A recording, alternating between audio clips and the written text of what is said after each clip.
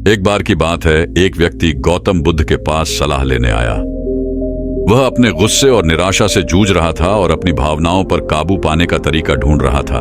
बुद्ध ने मुस्कुराते हुए उसे बैठने के लिए कहा और कहा, मैं तुम्हें एक कहानी सुनाता हूं। एक बार एक समृद्ध राजा था जो एक महान राज्य पर शासन करता था। एक दिन उसने पड़ोसी राज्य का दौरा करने का निश्चय किया, क्योंकि उसने सुना था कि उस राज्य का राजा अपनी बुद्धिमत्ता के लिए प्रसिद्ध है।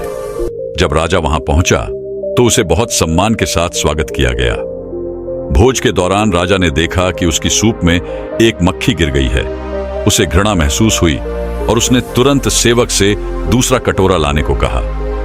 यह देखकर पड़ोसी राज्य का राजा मुस्कुराया और धीरे से कहा, महाराज, कृपया क्रोधित न हो। यह सिर्फ एक छोटी सी मक्खी है, इसका कोई महत्व नहीं है। राजा ने उत्तर दिया, मैं ऐसी चीजों को बर्दाश्त नहीं कर सकता। एक छोटी सी मक्खी भी मेरा मूड खराब कर सकती है।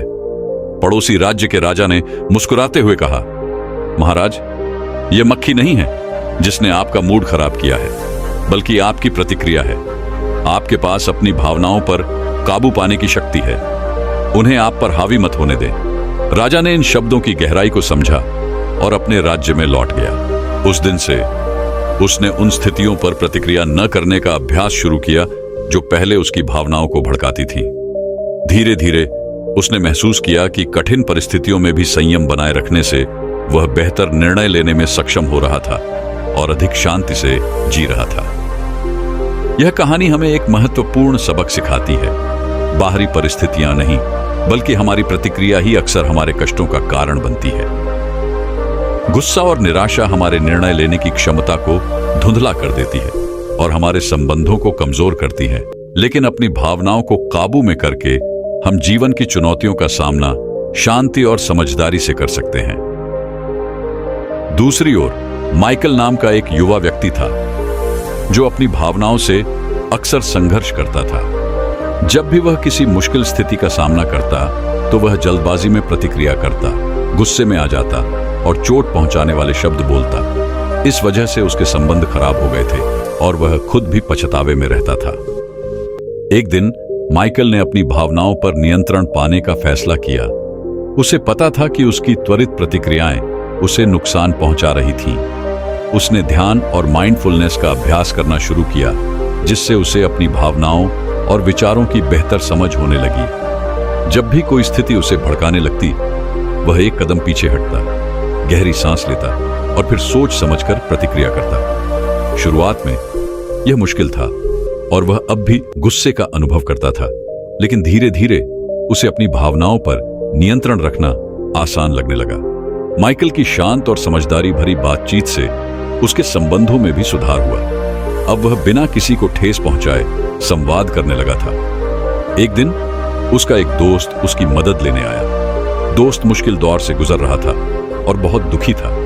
माइकल ने शांति से उसकी बात सुनी और सांत्वना दी। उसका दोस्त बहुत आभारी था और बोला, तुम हमेशा सही बात कहते हो और तुम कभी गुस्सा नहीं होते। माइकल मुस्कुराया और कहा, ऐसा नहीं है कि मुझे कभी गुस्सा या निराशा महसूस नहीं होती।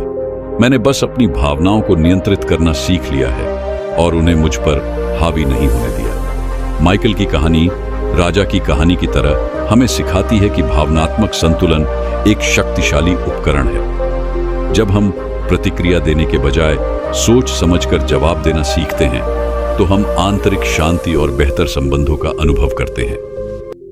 प्रतिक्रिया न करने की शक्ति। राजा का अनुभव और माइकल की यात्रा इस सच्चाई को उजागर करती है कि हम अपने साथ होने वाली घटनाओं को हमेशा नियंत्रित नहीं कर सकते, लेकिन हम उन पर कैसी प्रतिक्रिया देते हैं, इसे नियंत्रित कर सकते हैं। जब हम माइंडफुलनेस का अभ्यास करते हैं और अपनी प्रतिक्रियाओं पर नियंत्रण पाते हैं, तो हम शांति, स्पष्टता और दूसरों के साथ मजबूत संबंध बना सकते हैं।